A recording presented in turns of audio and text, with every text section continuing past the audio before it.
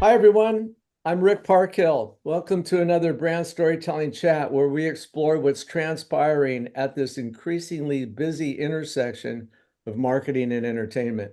Today, we have a great conversation to share with you featuring Susan Levison, the general manager of Cirque du Soleil Studios, and Matt Rotondo, the head of brands at Sugar 23. Both these folks have been in the news recently. You may have read it. The June 27th Variety headline is Cirque du Soleil launches movie and TV division, enlists Ridley Scott for first film. Goes on to say Cirque du Soleil is taking its death-defying routines to the big and small screen. The entertainment company has launched a movie and TV division, Cirque du Soleil Studio, to develop long-form content based on its live stage shows. So welcome, Susan. Great to have you here.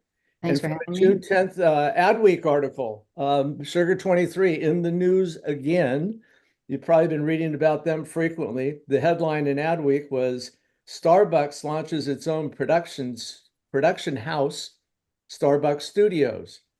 Starbucks is launching the studio in partnership with Sugar 23, a media company founded by Oscar-winning producer Michael Sugar that specializes in connecting brands with filmmakers and producing premium branded entertainment. So great to have you both here. What a great conversation we're going to have. Terrific to connect the two of you. I'm going to turn off my video and audio. I'm going to turn it over to you, Matt, and I'll come back on here at the end, but I'll leave it to the two of you to go ahead and spark this conversation. Well, I will say thank you for those intros. I want to clarify that we are here to learn more from Susan about her role at this, fascinating company. So I am in the seat of interviewer to find out more about what this job is. And why don't we start, Susan, with just your background? I know you are endemic to the entertainment industry, and a little bit about your path that brought you here. Yeah, for sure. And thanks for having me. I started out at Fox Broadcasting Company, as it was called back then. I spent the first 10 years of my career at Fox, first under the tutelage of legendary reality executive Mike Darnell. And I started there right as Survivor was being pitched. So right at an amazing golden time of alternative television, and was lucky enough to work on American Idol with him and Temptation Island. And the last show that I actually developed that was my pet project was The Simple Life, which was an internally generated idea that we put together and obviously created a whole new subgenre of unscripted television. Went over to the drama department, worked with some amazing mentors, Craig Erwick and Gail Berman, and then went over to run the comedy department at Fox, where we developed Bob's Burgers, which is still on the air today. So my legacy at Fox lives on. Then I spent some time at Viacom, running programming at VH1, which was at a really interesting inflection point. We were trying to bring in new eyeballs to the channel, which was a really fun challenge. And I went over to CBS Television Studios to launch their unscripted division. So I've been lucky enough to work in both scripted and unscripted as both a buyer and a seller. And then the last job before I got to Cirque was I was recruited to go over to WWE, the wrestling company, which if you knew me personally, you would say, you're going to work at a wrestling company? I tell you, I loved it. It was amazing. Great people over there, and an amazing global brand. And we were relaunching their content division. And so I learned a lot about the power of a brand, which I'm sure we'll talk about, and how to approach very valuable and precious IP, and how to turn that into programming that speaks to a whole different audience, and that super serves your core audience as well. And so with that experience, after WWE obviously was sold and has great success over at TKO, I joined Cirque about 8 months ago now, right at the top of the year, to help launch their new long form content division. So that's my journey, my 25-year journey in hopefully about 2 minutes. That was an excellent overview. I got to say they made an impressive hire. They're at the beginning of unscripted, and your pedigree with scripted, animated, and at another brand that operates not identical, but in a similar capacity. So they are lucky to have you. Thank Now you. I would ask, what attracted you to them? Well, it's funny, Cirque is when I first met to talk about this opportunity, somebody said to me that something that really stuck, which is that Cirque du Soleil is like Little League Baseball.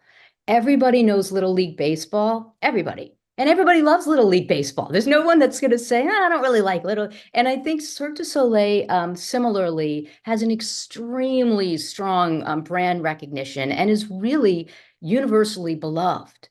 It's a company that is 40 years old, so it has a treasure trove of IP and shows, and not just their shows as their IP, but so many other things as well, their history, etc. And it felt like a really interesting opportunity to do something entrepreneurial.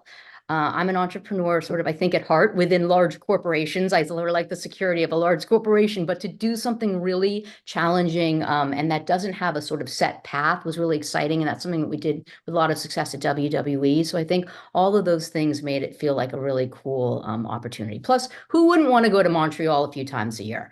It's one of the greatest cities ever. So. Well, there's that, but also, I mean, I went down a rabbit hole preparing for this, just with the videos on all the different productions and IP. I mean, it's just a creative trove of impossibilities almost. I mean, when you see what they accomplish, it's magical. That's probably the word I would best use. So I don't mean to project onto you, but I got to I'll imagine take it. It's true. there's just so much incredible content IP opportunity that so why don't we talk about the first one? Because you announced, I know in our preview you mentioned you've been there about 7 months, but as these go, the announcement came out more recently this summer. So you were able to get one project that was announced with your role announcement. Can you talk about that? Because obviously that has massive auspices to it. It's amazing. We're really excited about this one. When the first thing that I did when I started at Cirque was to really sort of almost like in one of those movies where someone's working out of garage, you sort of put all of the IP up on one board. You do a lot of brainstorming, and you create another board of all the different possibilities. And I can talk about that more if you're interested later. But at the tippity top of that food chain for us is O. O is the highest grossing live show of all time. I think it's made about $2 billion in its lifetime, more than Phantom of the Opera. It is gorgeous. It is sort of the crown jewel of many crown jewels, but it is one of our most beloved properties. And it felt like that would be an amazing place to start. And we really wanted to treat that show and that piece of IP by aiming as high as possible, by trying to find a partner that had a very visual sensibility, that was known as being an amazing storyteller, to sort of build out all of the story that's there and to try and create new story. And who was respected, universally across town. And honestly, Scott Free, Mike Pruss, who runs Ridley's company, Ridley, just felt like they ticked every box. And so we met with them. We had a great meeting of the minds. Mike is a huge Cirque fan. We went to see the show, and it just felt like a no-brainer. And so we've been actively developing that. We've been making some really good progress that I can't share now, but it's all coming together. And so that felt like a really signature piece of development that we wanted to announce as we announced our new division. So what is the process like? How is the organization as you bring in another creative force and a group of people who have their own opinions? What is that like in terms of workshopping, where something that does so well live evolves to something that could be on the big screen? Yeah, I mean, there's a lot of trust between the folks at Cirque in Montreal and myself and my team here in LA. And that was a lot of the conversation at the beginning of what do you want me to do, and how much do you want me to play with this? And long form content isn't endemic, isn't a natural thing that they've been doing for many years. And so I think what's been great is that they have let us sort of run with the ball in terms of the traditional shaping of projects and storytelling. But then we recognize just how essential it is, once we have certain things set, to go back to the team at Montreal. We have a gentleman named Michel Laprise whose title is Creative Guide, which is, I think, the coolest title ever. And we go back to Michel and we say, this is where we are so far.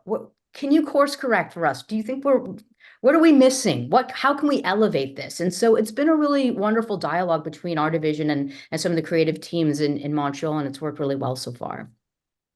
Well, so how much, or if at all, might be referenced, because they did a film 10 years ago or so with James Cameron, like, and then there wasn't much, we hadn't seen anything since. Do you know much about that history? Do you think about it? Is it just in the past? Obviously, that was also a big project. I'm just curious. Yeah, it was a real success for us, and we're still reaping the benefits of that. And we still have a great relationship with Jim Cameron, which is great.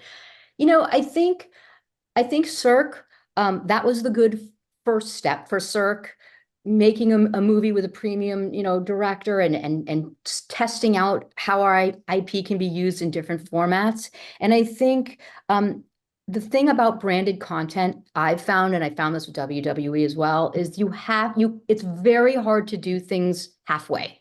Yep. You kind of have to push all your chips in and say, we're doing this. We're committed to this division. We want to, work with people who really know how to create long form content. And I think now in its different iterations as Cirque has evolved as a company, we're really ready to do that and to sort of expand the flywheel of what Cirque means. It's not just live shows. It's immersive. It's long form content, short form content. And so I think that's the change now, is that right now the company is positioned and very much supportive of making a big push into this space.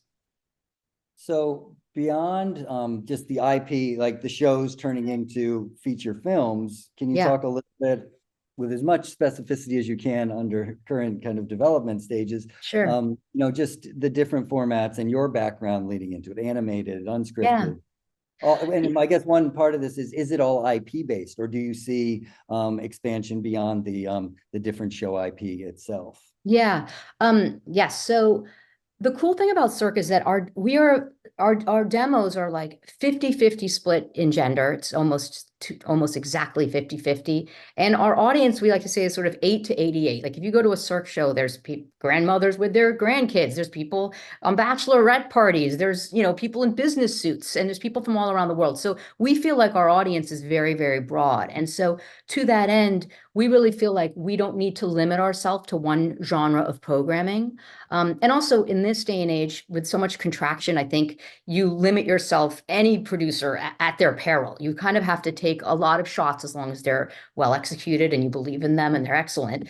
But you really have to go big. And so, and I think our IP sort of supports that. So we have everything from animated shows in development to some sexy live action dramas to comedy, all sorts of tones and all sorts of genres. And we've been getting a great response. And it's, finding it has to be very bespoke. It has to be just right. Personally, as a producer, like for instance, we've sold a couple things and we haven't gotten any passes yet we haven't not sold any product that we've taken out. And the reason for that, I think, is that I would rather take out fewer things and know there's going to be a market for it than just kind of saying, hey, here's 10 ideas. So I think if you do it in a very, very particular way, you'll often be able to actually set up more things. As it relates to, is it just going to be show IP? I'll sort of answer that in two ways. Some of our content is a direct one-to-one correlation, like the O movie. O is a piece of IP, and we're doing a movie based on that. Some of the stuff that we're doing is based on the history of Cirque, or some element of our costumes, or something that touches Cirque du Soleil, but isn't necessarily from our show. One of our show IPs. And then there's sort of a third bucket, which is, and this is something we did at WWE as well, which is when we started, we tried to identify what are the characteristics of a Cirque du Soleil studio show, not just our IP, but what would a show be that we could produce that makes sense and aligns to expand the target of what we can make. And so we sort of came up with 4 pillars, and it's often helpful when you're meeting with producers or networks to even just have something to explain the way we're thinking. And so what we came up with was the Circus Arts, which is the low-hanging fruit and the first thing that everyone thinks, but that's certainly one of our core pillars. The second is physicality and athleticism. Cirque is actually the largest employer of post-Olympians in the world. The athletic feats that we do are, as everyone knows, that's one of the core reasons why people go, are just insanely entertaining. And so we feel like we could produce a show that taps into that physicality, even if it wasn't set at a Cirque show. The third is spectacle. All of our shows are designed at our IHQ, our amazing, huge IHQ, international headquarters in Montreal, including our costumes and our makeup department. You can walk through and it's like an atelier with vats that dye the fabric and all this amazing stuff. And the spectacle that Cirque brings from a creativity standpoint, we feel like could translate to all sorts of different shows, fantasy, movies, et cetera, et cetera. And then finally, the last pillar is world building. Every Cirque show is a one of one. We have our show, which is set, in this amazing pool with water as a key theme. We just launched a show in Nashville in July called Song Blazers, which is the history of country music told as a Cirque show. We have other shows that are set in the most, I can't announce them yet, but the most elaborate, crazy spaces and worlds. We have a show in Hawaii that's coming out in December that taps into all of the Hawaiian culture. And so through that lens, we think we are world builders as a company. And so we want to own that from a brand perspective as it relates to our long form programming. That was a long answer, but we've spent a lot of time thinking about this. So I wanted to lay it all out. You don't even know how delighted I am with that answer, because I know the audience for brand storytelling and the community and ecosystem that Rick has built are brands that would often look at something like Cirque and say, oh, they're a different type of brand. They're an entertainment company. We sell stuff. But what you talked about, because when Barbie came out about a year ago, and as a side question, I don't know if you know Robbie Brenner, who runs Mattel Studios, but I imagine you're both kind of similar lives in that endemic to entertainment and, seen as the unlock to helping these great troves of IP really turn them into viable and exciting and culture driving entertainment. So, and we know her pretty well. We've spoken to her a bunch of things, and but what you dove into is what we believe brands can do more broadly, which is, yes, people know you for one thing, but what else are you about that you want to let people know? And the way you outlined your pillars is very interesting. Just as an kind of a parallel, Rick had mentioned we work with Starbucks Studios. We are not going out and doing the pumpkin spice latte series. We have pillars for what that brand, the type of content that brand can do, and it's very exciting the way you've identified your pillars. And I guess I would ask, how are you sourcing the ideas to, is it kind of a brief you've taken out to different production companies and producers, and what's your process? Yeah, I think one of the things that I love about selling, and I do love selling so much, is like, there's no one right way. There's a million different ways something can fall apart, as we all know in this business, but there's also a million different ways that things can come together. And so I think it's always incumbent on a producer and a brand to do the work at the beginning and lay out, here's what we want to do. So that even if it's because you do want to do it, but even if it's just so that you have something to talk about with writers or with the community, people want to know that you're bringing something to the table, and that you've done some of the work. So it all started at the beginning of the year, where me and my colleagues just literally with the blank, whiteboard, started sketching out what we thought a slate could look like. Then the next wave is, because this is showbiz, you call your friends. You call your friends, who are your writer friends. You call your friends, the production, you call the people that you want to work with, because, a feature project can take 5 years, if in success, a drama that you're producing could go on for 8 to 10 years. You want to pick people that you want to work with every day for that long. We go to networks, we go we do the, dog and pony shows at the agencies. And, I've always just believed, again, as a producer, that when you're sitting in your chair and you're making those outgoing calls, honestly, it's almost like magic. And I am from California, so it's got a little bit of that woo-woo, but that's when the incoming calls start. Like that, when you put in the work, it all starts to flow back. So we really take a robust and really aggressive approach, and just trying to reach everyone and tell our story and tell the things that we want to do. And that's been very fruitful. It's really worked out well. Okay, so that's the sourcing ideas piece. And then on the development side, are you developing, I guess I don't expect you to say what kind of investments, but are you fully funding things, or are you just putting in development, enough development support to bring them to sell, or what is your process It's on that? Yeah, it's a great question. And it's a model that's continuing to evolve.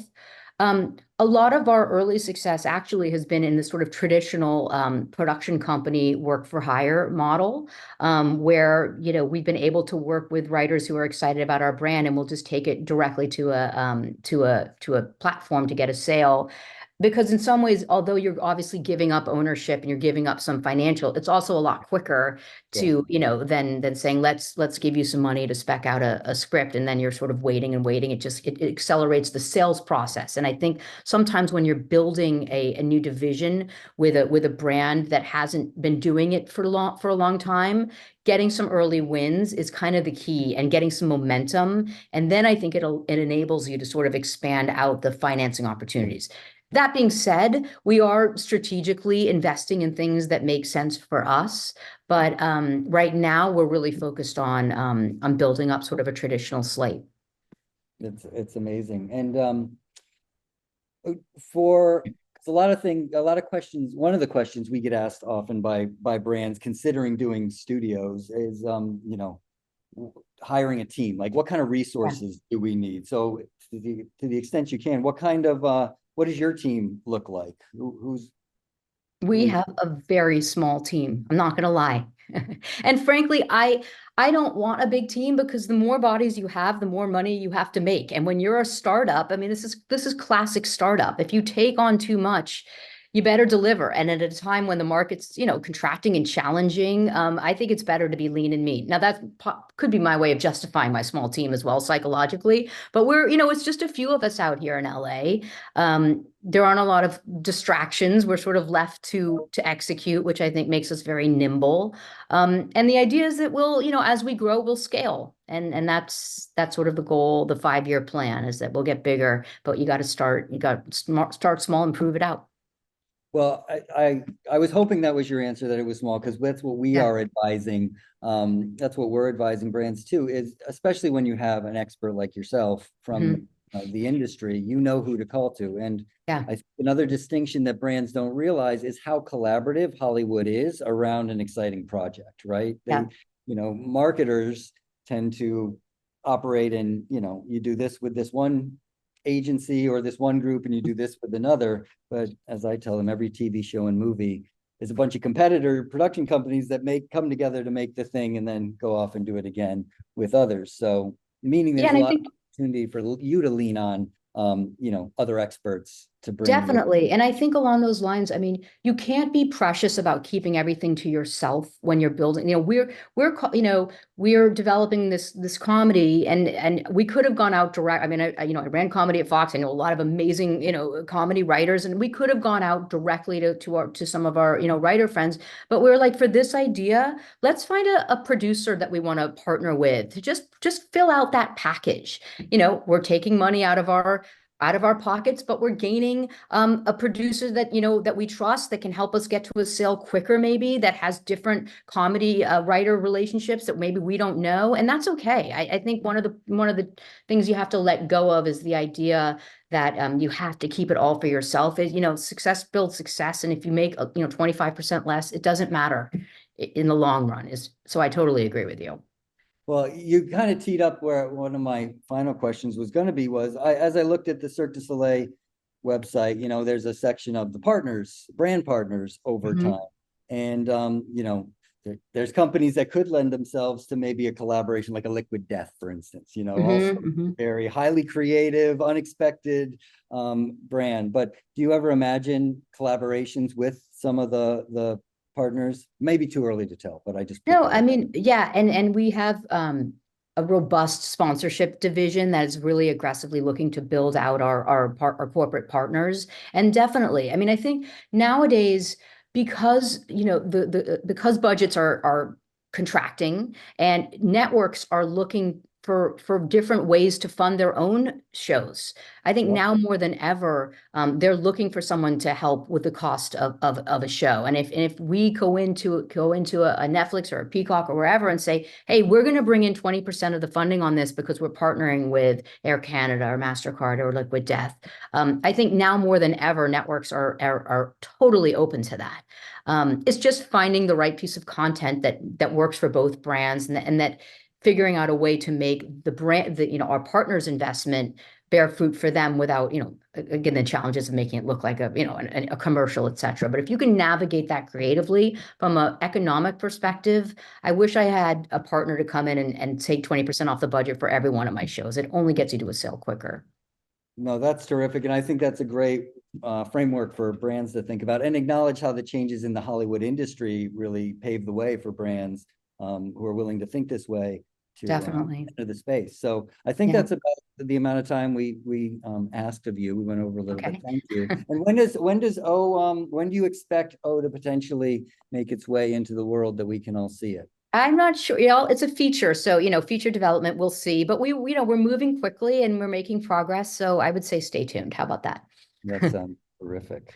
We will definitely stay tuned. I'm a big Cirque fan. I've been to a lot of the live shows, and I think this is so smart, and that it will so elevate the Cirque brand with so many people that haven't been to a show that will tune in and watch the film or series or comedy, whatever you're producing, and Yeah. think, I got to go see one of these shows. That's the ultimate goal. If we can drive it back to the live events business, chef's kiss. Beautiful. Well, thank you both so much.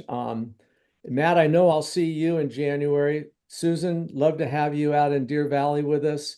I'll send you details. You have an open invitation to come be our guest. It'd be great to have you there. Thanks so much. Thanks for the time.